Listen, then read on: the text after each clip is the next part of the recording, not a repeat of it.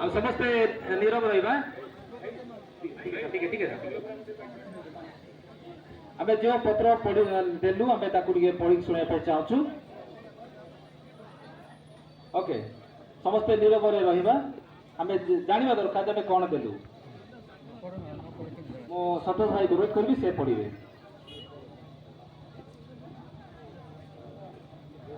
भाई मैंने मन ध्यान दे सब ध्यान देवा वर्तमान पढ़ा स्मारक पत्र उपजिलापाल कंधमाल बालीगुड़ा जरिया महामहिम राज्यपाल ओडिशा को महाशय भारत स्वाधीन होबार पाखापाखि 80 वर्ष बीतीगला किंतु कंधमाल जिलार आदिवासी लोक मैंने आज भी सामाजिक अधिकार मौलिक अधिकार और सम्मान वंचित रही अपर पक्षे किसी आदिवासी संप्रदाय को घृणा करुवा लोक जो मैंने सत्य जेमिति एमानकु चारि पाखरे अत्याचार करने टीका देते बाहर जिलार पशि आसी कहीं के एमानक जंगल जमी को माड़ी बसी तो कहीं के उच्च पदस्थ अफिसर मान किसी किसी उत्कर्ष दे जंगल जमी को निज नाम रखी सत्य जमीती अतीतर इंग्रेज भारत को व्यापार करके आसी संपूर्ण भारतवासी को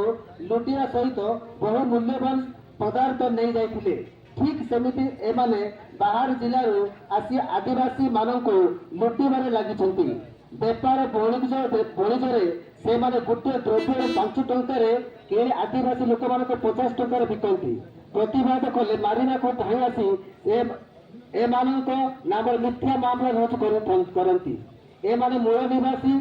रही जदि दारिंगबाड़ी सहर बेपार करने को चाहती ताहले से माने कराई दियंतु नाही जदि बाहर जिला को दारिंगबाड़ी सहर को पशि आसी मूलवासी संप्रदाय और अत्याचारी मानकर पूर्वजों जन्म स्थान को तदंत को लिया जाए तेरे से माने कंधमाल जिला दारिंगबाड़ी हुई नथिबे एमानक लुटी लुटी शेष आदिवासी मानक पूजास्थली से कुश्चित नजर पड़ा एवं सही जमी उपर बारंबार मूल निवासी संप्रदाय मानक जीवन में मारिदेवाई खुलमखुला धमक दि जाए प्रश्न उठुची से माने एक पहाड़ पर एक नुआ हनुमान मंदिर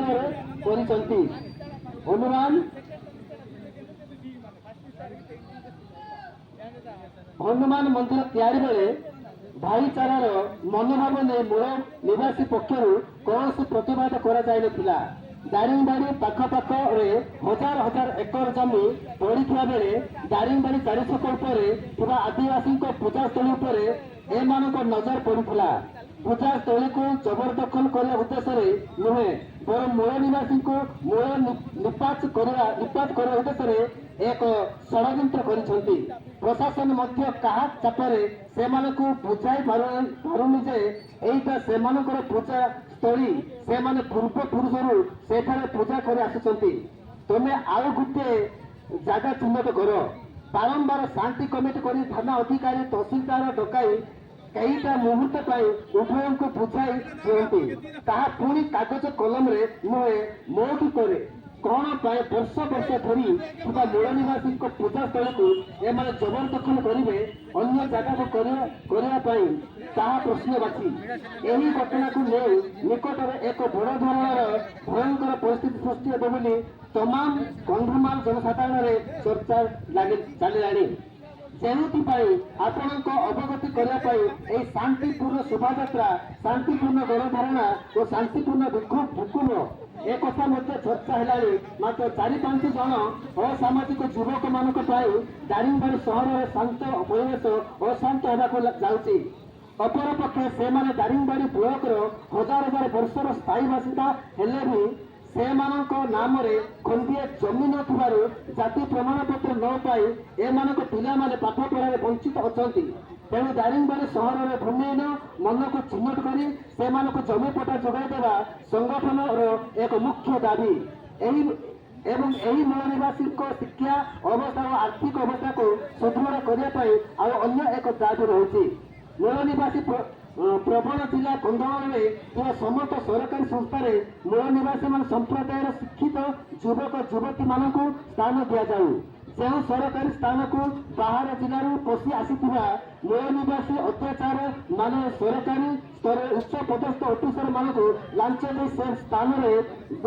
ଯାଇଛନ୍ତି ଏବଂ ଦାରିଙ୍ଗବାଡ଼ି ସହରର ଶାନ୍ତ ପରିବେଶ ଦିନକୁ ଦିନ ଅଶାନ୍ତ ହେବାରେ ଲାଗିଛି। ପ୍ରଶାସନ ଏଥିପ୍ରତି ନଜର ଦିଅନ୍ତୁ, ନଚେତ ଆମର ଏହି ଲଢ଼େଇ ଭାରତର ସାମ୍ବିଧାନିକ ପଦ୍ଧତିରେ ଦାରିଙ୍ଗବାଡ଼ିରୁ ନୂଆଦିଲ୍ଲୀ ପର୍ଯ୍ୟନ୍ତ ଯିବ ଓ ଦାରିଙ୍ଗବାଡ଼ି ଥାନାରେ ଭାରତ ସର୍ବୋଚ୍ଚ ନ୍ୟାୟାଳୟ ପର୍ଯ୍ୟନ୍ତ ଯିବ। କାରଣ ଆମେ ଚାହୁଁଛୁ ଦାରିଙ୍ଗବାଡ଼ିରେ ଶାନ୍ତି ପ୍ରତିଷ୍ଠା। ଆମର ଦାବି ଦାରିଙ୍ଗବାଡ଼ିର ସମସ୍ତ ଭୂମିହୀନମାନଙ୍କୁ ଚିହ୍ନଟ କରି ଭୂମି ପଟ୍ଟା ଯୋଗାଇ ଦିଆଯାଉ। 2. ମୂଳ ନିବାସୀଙ୍କ ଆର୍ଥିକ ସାମାଜିକ ଅଧିକାର ଉନ୍ନତି ନିମନ୍ତେ କନ୍ଧମାଳ ଜିଲ୍ଲା ପ୍ରଶାସନ ତରଫରୁ ଏକ ସ୍ଥାୟୀ ମାର୍କେଟ ଉନ୍ନତ କମ୍ପ୍ଲେକ୍ସ କରାଯାଉ। ଯେଉଁ ମାର୍କେଟ କମ୍ପ୍ଲେକ୍ସରେ ଦାରିଙ୍ଗବାଡ଼ିର ମୂଳ ନିବାସୀ ପରିବାର ଓ ଶିକ୍ଷିତ ଯୁବକ ଯୁବତୀ ବେପାର ବାଣିଜ୍ୟ କରି ନିଜର ଆର୍ଥିକ ଅବସ୍ଥା ସୁଦୃଢ଼ କରିବେ। 3. ବାହାରୁ ପଶି ଆସି ଦାରିଙ୍ଗବାଡ଼ି ସହରରେ ରହି ମୂଳ ନିବାସୀଙ୍କୁ ଅତ୍ୟାଚାର କରୁଥିବା ଲୋକମାନଙ୍କ ପୂର୍ବଜଙ୍କ ତଦନ୍ତ କରି ସେମାନଙ୍କ ସ୍ଥାୟୀ ଠିକଣାକୁ ପଠାଇ ଦିଆଯାଉ। 4. ଦାରିଙ୍ଗବାଡ଼ିର ଶାନ୍ତ ପରିବେଶଟି ଅଶାନ୍ତ ହେବା ପୂର୍ବରୁ ପ୍ରଶାସନ ତରଫରୁ ବିହିତ କାର୍ଯ୍ୟାନୁଷ୍ଠାନ ନିଆଯାଉ। 5. ଦାରିଙ୍ଗବାଡ଼ିର ସମସ୍ତ ରାସନ ବସ୍ତ୍ରାଳୟ ମୋଟର ପାର୍କ ସାନିଟାରୀ ଦୋକାନମାନେ ସାମଗ୍ରୀ କିଣାବିକା କଲାବେଳେ ଗ୍ରାହକଙ୍କୁ ରସିଦ ଦିଅନ୍ତୁ, ଯାହାଫଳରେ ସାମଗ୍ରିକ ସଠିକ ମୂଲ୍ୟ ଜାଣି ହେବ। କାରଣ ରାଜଧାନୀରେ ଡାଲି କିଲୋ 110, 120 ଥିବା ବେଳେ ସେମାନେ ଦାରିଙ୍ଗବାଡ଼ିର ମୂଳ ନିବାସୀକୁ 150-190 ଡାଲି ବିକୁଛନ୍ତି ଏବଂ ସେମାନେ ସରକାରଙ୍କୁ GST ଦେଉଛନ୍ତି କି ନାହିଁ ଏହାର ଏକ ତଦନ୍ତ କରାଯାଉ। କାହିଁକି ନା ଦାରିଙ୍ଗବାଡ଼ିକୁ ଆସୁଥିବା ଲକ୍ଷ ଲକ୍ଷ ଟୁରିଷ୍ଟମାନେ ମଧ୍ୟ ଦାରିଙ୍ଗବାଡ଼ିର ଦୋକାନୀମାନଙ୍କ ଦ୍ୱାରା ଆର୍ଥିକ ଲୁଟର ଶିକାର ହେଉଛନ୍ତି। 6. ଦାରିଙ୍ଗବାଡ଼ି ମୂଳ ନିବାସୀଙ୍କ ପୂର୍ବସ୍ଥଳୀକୁ ଲୁଣ୍ଠନ କରୁଥିବା ଲୁଣ୍ଠନକାରୀ ମାନଙ୍କୁ ଚିହ୍ନଟ କରି ଗିରଫ କରାଯାଉ। ଆଉ ଗୋଟେ ଆମେ ସ୍ମାରକ ପତ୍ର ଆଉ ଗୋଟେ ମଧ୍ୟ ଆମେ ରଖିଛୁ, ସେଟା ମଧ୍ୟ ଆମେ ପଢିକି ଶୁଣେଇବା।